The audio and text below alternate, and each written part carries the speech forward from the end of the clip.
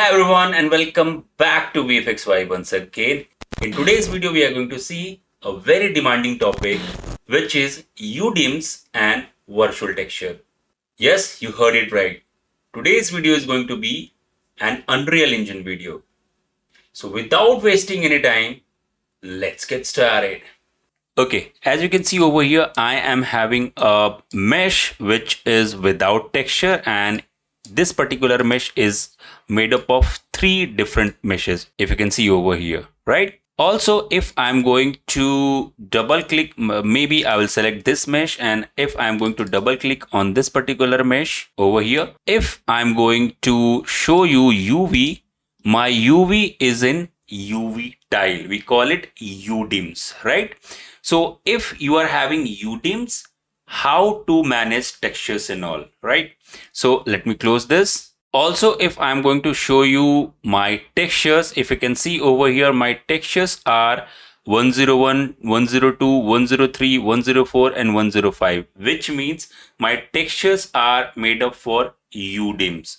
So if you are having these kind of setup, what possibilities are there to handle this thing in Unreal Engine? It's pretty simple. I will show you. So first thing first you need to do, you need to go to edit and you have to go to project setting. And in project setting, you have to type virtual texture. And if you go down, maybe you can see enable virtual texture support. You have to enable this, enable virtual texture support, right?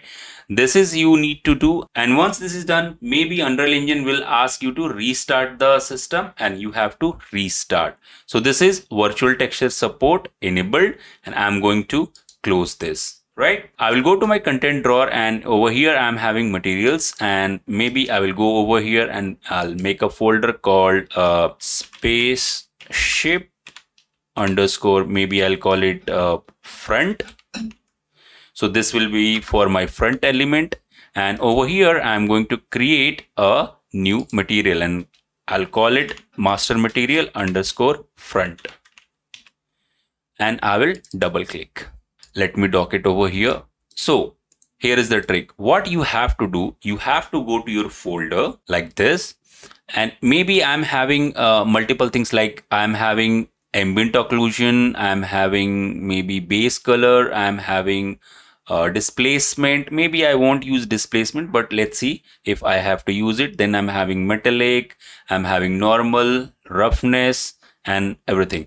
So you have to select one thing. Like if I'm going over here, this is my 101. So every 101 file or first file of every pass you have to select. So I will select ambient occlusion first pass, base color first pass, displacement first pass, and I will go and metallic first pass, normal first pass and roughness first pass. So once my selection is done, I have to select entire thing which I selected.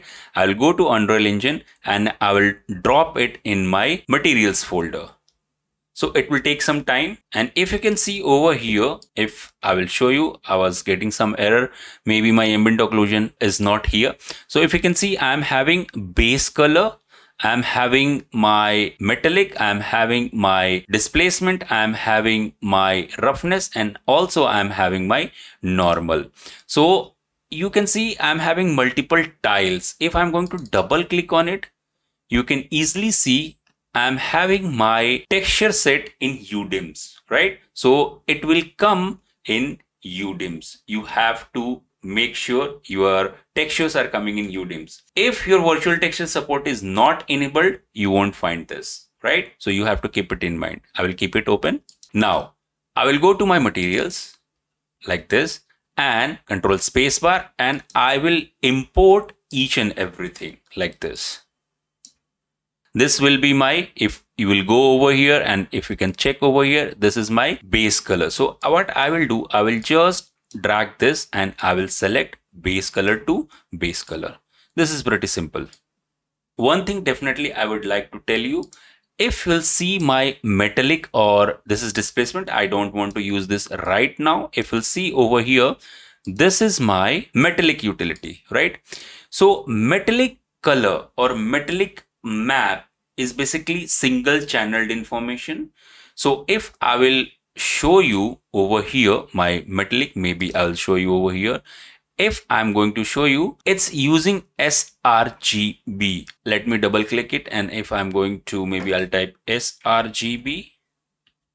You can see it's using sRGB, which is not correct. So what I have to do, let me close it.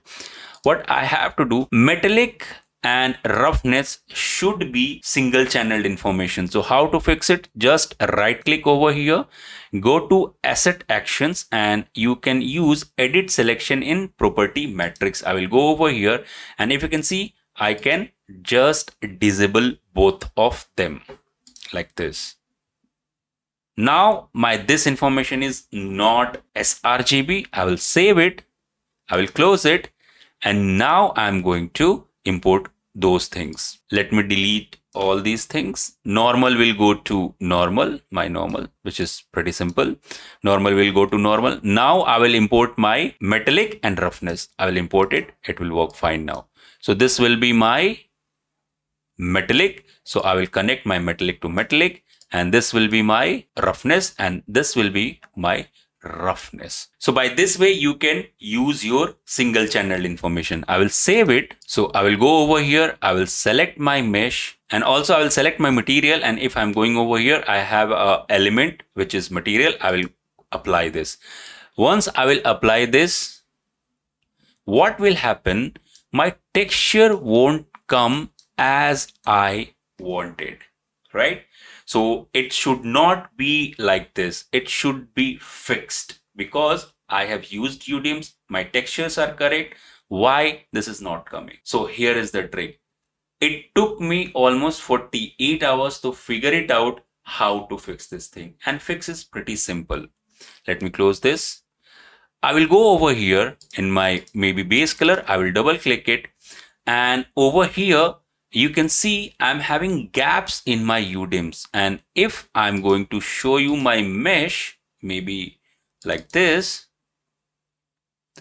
and also UDIMs, I don't have any gap. So this causing me problem. And how to fix it? Just go to my texture set, and I will go over here and padding and resizing. You'll find padding and resizing under texture, and you have to just go over here. By default, it will be pad to power of 2. You have to select stretch to power of 2.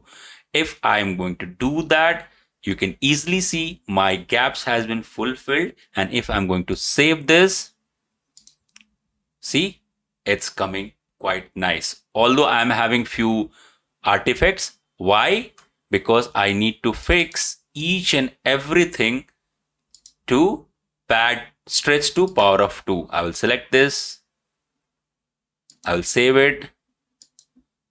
Also, I will go to my normal. I will go over here. I will stretch to power of 2. I will save it. I will go over here, my roughness, stretch to power of 2. I'll save it. And now this is coming quite nicely. Can you see this?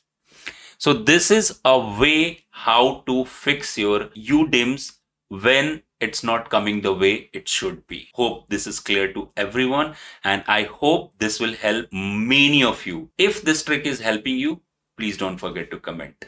Okay, so by same way what I did, I added all my textures, if you can see over here, but lighting is not that great. So what I will do, I will just go and select all my lights like this, like maybe I will select exponential height fact, directional light, and I will delete everything. Let me check if I'm having anything.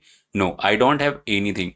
So now what I will do, I will go to unlit mode, and maybe what I will do, I will just go to my quick add button, and I will go to lights, and I will add a rectlet like this, and I will go and maybe I will do lit mode. And if I'm going over here, maybe I will rotate it to 90 degree like this. And also I will use height like this. And of course, I need to increase attenuation radius, and maybe I will increase my intensity like this. And also, if needed, I can change source width and source height just to make my light softer. Also, if needed, I can rotate it like this. So if you can see, I'm having very soft light. And also I added one camera. So this was my camera, and maybe I can hit 175 maybe. Also, to make it more believable, I will go over here and I will type exponential height fog.